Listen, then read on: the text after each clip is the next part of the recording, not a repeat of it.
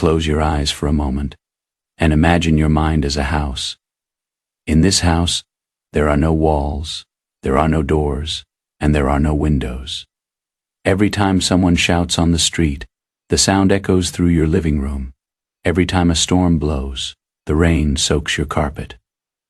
Every time a stranger walks by, they can reach in and move your furniture, change your music. Would you feel safe in such a house? Would you feel at peace? Most of us live our lives exactly like this. We leave the doors of our hearts wide open. We allow the noise of social media, the judgment of our colleagues, and the chaos of the world to walk right in and decide how we feel. We have no fortress. And because of that, we have no sovereignty. In a land known as the Valley of Glass, there lived a man named Calum. In this valley, every home was made of transparent crystals. You could see into your neighbor's kitchen, and they could see into your bedroom. But it wasn't just the houses that were transparent. It was the people in the Valley of Glass. If someone felt angry, everyone else felt the heat. If someone was gossiping, the words vibrated through the walls of every home. Calum was exhausted. He felt like a leaf caught in a permanent hurricane. One day, a neighbor criticized the way Calum tended his garden. For 3 nights, Calum couldn't sleep. He felt as if the neighbor's words were actual stones sitting on his chest. He felt fragile, exposed, and utterly powerless. I am a victim of this place, he whispered to the wind. I have no place to hide. He decided to seek out the silent builder, an old woman who lived on a rocky cliff where the wind was the fiercest. Her home was different. It wasn't made of glass. It was made of heavy, dark granite. It had no windows at eye level, only a single opening in the roof that looked toward the stars. Master, Calum cried, struggling against the gale. How can you live here?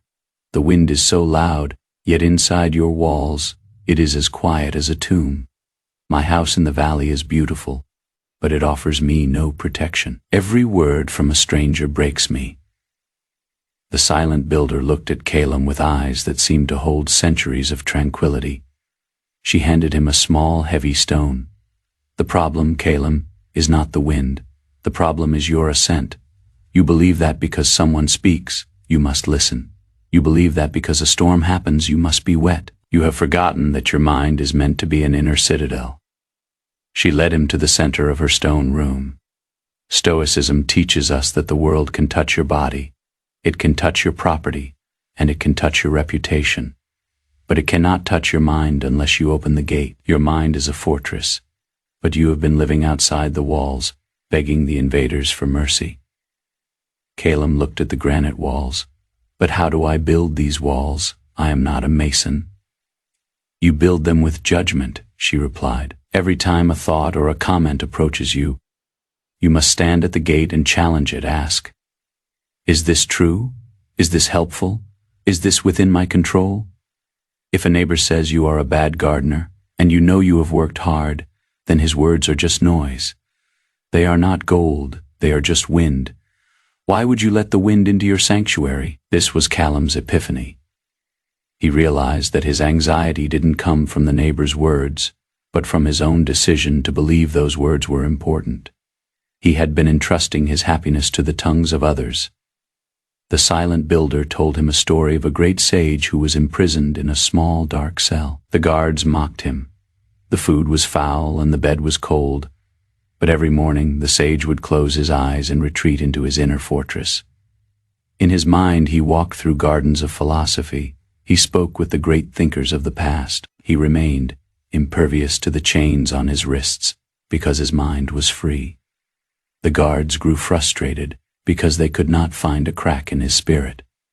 They realized they were the ones who were truly imprisoned because their happiness depended on making him suffer. A fortress, the old woman whispered, is not built to keep people out. It is built to keep your inner peace in. It is the realization that your character is the only thing that is truly yours. Calum returned to the Valley of Glass. He didn't change his house, but he changed his perception. When a neighbor shouted a criticism, Calum imagined himself standing behind a thick, invisible wall of granite. He watched the words hit the wall and fall to the ground like harmless pebbles. He didn't get angry. He didn't defend himself. He simply smiled and went back to his work. People began to notice. They called him the man of stone. They tried to provoke him, to find a crack, but Callum remained unshakable. He had discovered that silence was his greatest weapon, and indifference was his greatest shield. He had finally achieved sovereignty over his internal world. This is the message for you in our world of constant notification and public opinion.